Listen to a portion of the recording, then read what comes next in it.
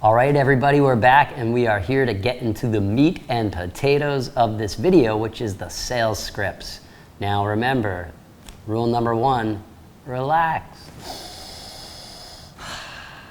Doesn't that feel better? All right, so let's talk about sales scripts. Remember, there's different ways a conversation can go, but as long as you know where you want to end up, doesn't really matter what the customer says or questions they ask. You're going to lead them down that road to get them ultimately in the position that you want to be able to ask them a question and engage them and start that whole process, okay? So I'm gonna give you, there's a few examples of how a call can go, right? Or how the conversation can go. So let's just start. And you know, if you have any questions, write them down and then present them to us, and we're going to be happy to answer all of your questions for you, okay? For those of you that are obviously able to make it here physically and be in the location, you certainly are at an advantage over the people that can't, but you virtual employees, listen, we're going to make sure you get everything that you need, even if you're not physically here in this location. So let's get into the scripts. Okay, I'm going to play both parts. I'm going to play the office receptionist, sometimes we call them the gatekeeper, right? And I'm also going to play the person that is selling the CBD for PurWell. So let's see how this goes. Ring, ring, ring, ring. Hello, Dr. Johnson's chiropractic office. This is Linda speaking. How can I help you? Hi, Linda. My name is Josh Hoffman. I'm calling from PurWell. How are you today? Now, you might think that that is, you know, that just rolls off the tongue, but that greetings, that initial salutation is so important. I want you to not just think about the words, I want you to think about the tone in your voice, the inflection and the intonation, because as we know, you know, I could say that like, hi, Linda. My name is Josh Hoffman from PurWell. How are you today? Probably not going to get a very positive response. Or I can say, hey, Linda, this is Josh Hoffman from PurWell. How are you today? And you know what Linda thinks? Do I know this guy? So it starts right from the first words that come out of your mouth. So be deliberate and pay attention, okay? Now, as the conversation goes, ultimately Linda's going to say, how can I help you? And this is where your first pitch comes in, okay? You don't have to say this exactly the way that I say it. You don't have to say it exactly the way that it's written on the sales script, which again, you're going to have access to, but something in general like this. Sure, Linda. My company is based in South Florida. We manufacture specialty products for chronic pain patients. Do you offer any products for retail sale to the patients in the practice? Was that hard? Did I say anything scientific, medical, slick and flashy, salesy? No, I didn't. I'm asking a simple question. Do you offer products for retail sale to your patients in the practice or to your customers in the pharmacy, right? Depends on who you're talking to and who your audience is. Now, of course, they're going to have a response for that, and you want to be prepared for that. So, how do you think the response can go? One of two ways. Either yes, they do, or no, they don't. Either one is fantastic. Okay, now we have Linda on the telephone. It's great to build a rapport with anybody picking up the phone, whether it's the cleaner of the office, whether it's the receptionist, but ultimately, we want to make sure that we're speaking with a decision maker. Now, who is a decision maker typically in, let's say, an office, a chiropractic office or a medical office? Well, it's either the office manager, sometimes they are referred to as the practice manager, same thing, or it's the physician or the chiropractor themselves, right? So if you can get to a decision maker, that is obviously the best thing. But sometimes you have to get through that gatekeeper. So if you need to explain to Linda what your company does briefly, it's okay. And that conversation can go something like this. My company manufactures specialty products for chronic pain patients. I'm wondering if you offer products for retail sale to the patients in the practice. Simple, right? I mean, I didn't say anything fancy or slick. I didn't say anything medical or scientific. Just asking them if they offer retail products for sale in the office or in the pharmacy, okay? It does not matter. Now, here's the reality. You answered Linda's question, so there's no need to go further. At that point, you can ask, Linda, are you the office manager? Now, if Linda says no, now's your opportunity to ask them if you can speak with the office manager or with the physician, the pharmacist themselves, okay? Either way, once you get through to that decision maker, you're going to repeat yourself and you're going to introduce yourself and you're going to do it with enthusiasm and confidence. You're going to say, hello, office manager. My name is Josh Hoffman from PurWell. How are you today? Kind of sounds exactly like the intro with Linda, right? We're not going to change it. She says, I'm well, or he says, I'm well, thank you. Of course, the next question is, how can I help you today? This is where we go back and we repeat the same thing that we said to Linda. Yeah, like I was telling Linda, our company manufactures specialty products for chronic pain patients.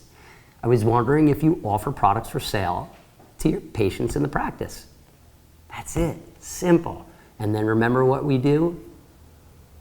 Button that lip, get those 2 ears ready to listen, have your pen and paper handy to start taking some notes so that again, you can do what? Identify a need or a pain point and then address it and tell them how and why you're going to help them. So very important. Let's continue on down through this conversation, okay? Because at the end of the, question, that practice manager is going to say one of two things, right? Either yes, we do offer products for sale in the practice, or no, we do not. Do you think that either one of those answers is carries more weight, or one is more positive than the other? In my opinion, they're both fantastic, because if they do, they kind of already get it. They offer products for retail to earn a little profit, right? If they say no, it's a brand new opportunity for you and them to engage in business. And you're going to plug them into the blueprints of success, which we'll get into later. And the rest is going to be very, very beneficial for not only the customer, but for you as well. So let's say that Linda says, yes, we do carry products. Or Linda, the office manager, says, yes, we do carry products. What would be a next practical question? How about this one? What kind of products do you carry? That's very medical and scientific, isn't it? Of course not. This is just me being myself, me having a conversation, and me knowing exactly where I want to lead the conversation. So, what type of products do you carry? Now they can say, topical lotions, maybe we carry vitamin supplements, maybe we carry lidocaine patches. It does not matter, okay? What you are going to ultimately ask them is, do they offer CBD for sale? Have they ever done that? And then again, we're buttoning that lip, we're gonna use our 2 ears, and we're waiting for the response with our pen and notepad so we can take some notes. Now, again, the answer to that question can only go one of two ways, because we're asking closed-ended questions, right? There's not a, do you like red is a closed-ended question. It's either yes or no. It's okay. These are the types of questions that we want to provoke in them so that we can get to where we're leading them. Now, okay, great. So we've established what types of products they sell in the practice. They haven't mentioned CBD, which again, if they don't, it's great. It's okay. It's an opportunity to now introduce them to cannabinoid therapy. And if they say, yes, we already carry CBD, it's even better, because they obviously understand the benefits, not only to themselves from a financial perspective of a supplemental income in the office, but to the benefit of increasing the value to their patients by helping them feel even better, okay? So ultimately, we want to get down to the question of would you be interested in offering medical focused CBD products in your office? Again, yes or no, it doesn't matter. If they say no, that's a whole nother conversation. We're gonna ask them why. Now this is where maybe the conversation, if you're not comfortable with the information yet, may feel a little bit uncomfortable, but we're not being combative, right? We're not trying to be difficult. We're trying to do what? Uncover the reasons that they don't. Maybe perhaps they've tried it before and they didn't do well, right? So this is why it's so important to ask very strategic questions so that you can get the information, those pain points, and address it. Now, getting into the meat and potatoes of the conversation with the decision maker, you know, I said a question that we could ask them is what type of products that you sell. Again, that's great. We could also ask them which products they have that sells the best. Do the customers or the patients like them and they come back and buy them again? And of course, you can also ask them if they do sell CBD products. Now, you can ask them, and chances are that they're sitting in front of a computer right there when you're speaking with them. Now, the thought process on asking them this question, are you in front of a computer right now, is this. You can take them right to the PurWell website, purwell.com, right? P-U-R-W-E-L-L. Good. Okay, Mr. or Mrs. Manager. Yeah, on the landing page, great. So you see the gummies, right? You see this product, that product. Okay, check this out. You see where it says wholesale? If you put your, cursor over that link, that's where you're going to get access to the wholesale application. The whole point is you're programming them already to kind of go to the website, to know how to find the website, to look at the products, right? So you're pre-selling them and pre-programming them whether you know it or not, or they know it or not. So always ask them if they're in front of a computer. Now, if they're not, that's okay. We're just looking for a reason at the end of the conversation to follow up and have another conversation. So you might be able to say something like, I'll tell you what, I understand you don't have time right now, you're busy, and I can appreciate that. Let me verify the email address that I have on file, and if it's good, I'm gonna send you an email with the product information, with more information about our company, and I'll give you a call back in a few days to answer all of your questions. Again, I didn't say anything slick or scientific or medical, just having a conversation, knowing that at the end of it, I want a reason to be able to follow up with them again. Are we always going to get a sale on the first call? No. Truth be told, it might take 3, 4, 5, 6, 7 calls to get a sale. But don't think for a second that you can't make a sale on your very first call, because you can. And again, the better you get with the information, the more comfortable you get with the information, you're going to be in a position to actually do that. So, end of the conversation with the decision maker in the office, right? We want a reason to follow up with them, confirm the email address. We have template emails that you'll all have access to, so you don't have to, sit there and compose an email from scratch every single time. We're gonna make you efficient, lean, mean fighting machines. And you're gonna love the access to this information, because the easier we can make your job, the better you're going to be, and the more you're gonna be able to get out there and keep going and spreading the gospel of CBD and PurWell. So we kind of have some decent information on how to get the conversation to flow if the customer, the decision maker in the office says, yes, we sell products. We also have to address the inevitable that they say, no, we don't sell products. Now, immediately you may feel deflated when they say no. I actually feel just the opposite. I feel excited, because it's a brand new opportunity for me to introduce them to a supplemental revenue stream by offering some of the most highly demanded products on the market to their patients. Now remember, they buy at wholesale, they sell at retail. They only make 100% profit margin. That's a great thing for them, right? So remember the tools that we have to offer the patients. So let's role play. Now the office manager is on the phone. You ask that question, hey, do you guys offer products for retail sale in the practice or in the pharmacy or the office? And they just give you a flat out answer, No. Don't panic. This is great. You might ask them something like this. Is there a reason that you don't offer products for sale in the practice?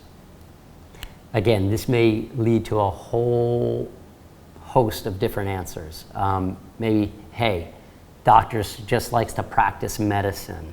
Maybe if it's a chiropractor, hey, we just like to practice straight chiropractic here. Or how about this? You know, we've tried selling CBD before and it didn't work. Again, there's a myriad of other reasons, but let's just focus on those. It's okay if they want to just do straight chiropractic or they want to just practice medicine. And again, we're not trying to be combative by asking them these questions, but I think an applicable question could be something like, but you are there, right, to help people feel better. You know, if you're a chiropractor, patients come to see you because they have chronic pain. Is that an accurate statement? Well, the chiropractor can't say no. We know that most of patients go to see a chiropractor or a physical therapist because they're experiencing some type of chronic pain. Well, our products can actually help them address the symptoms of chronic pain by potentially reducing inflammation, by just helping them be more stress-free and calm. So we are not trying to get this doctor to stop practicing what they're practicing. We're trying to get them to understand that our products, as an adjunct or in addition to their therapy that they provide, could be very powerful when combined together. Not only that, but let's keep it real. It's another revenue stream for the practice. And since we do have a blueprints of success and we plug everybody into this, and as long as they follow what we suggest, they're going to achieve success, this is a no-brainer, okay? Now, they may not see that the way that you do, and believe me, they will tell you and just say, have a nice day, or even hang up on you. It doesn't matter, because if you're going to lose them anyway, what big harm is it going to do to ask them why they don't sell products in the practice?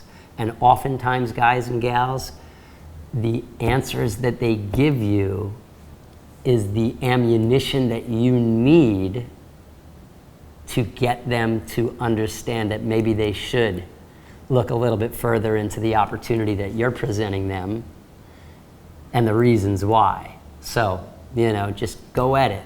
No is okay. Yes is easier, but no can be just as easy. It's all in your mind. It's all about your intentions. So let's see what else they can say. You know, they may say, hey, listen, I really don't have a lot of time right now. I have a patient in front of me. I'm helping them. Do you have any information that you can send me? We have plenty of information that we can send them, right? So again, we're going to verify we have the right email address. We're going to send them the template email, and we are going to follow up with them a few days down the road. Them giving you permission to send them an email with information or asking you to send them information also gives you permission to keep calling them and calling them and calling them until they either do one of two things. A, either tell you to stop calling and take their name and phone number off your list, or B, you get a sale. Those are the only two things, right? So we call that here sometimes a drip campaign. Remember I said a few minutes ago, how many times are you going to pick up the phone and on your first call close the sale? Not often, because you need to build that relationship, that trust, not just of the knowledge that you're giving them, but reasons why they should even consider your products. And remember, we have all of the tools to help you address and answer those questions. So stick with the script. This is just one scenario, and that was them just saying yes or no to carrying products in their practice. We have a few more scripts that we're going to run through that are a little bit more focused and in the certain scenario. So we'll get to those in a couple of minutes, but review the information, write down any questions that you have, and we'll go over it together.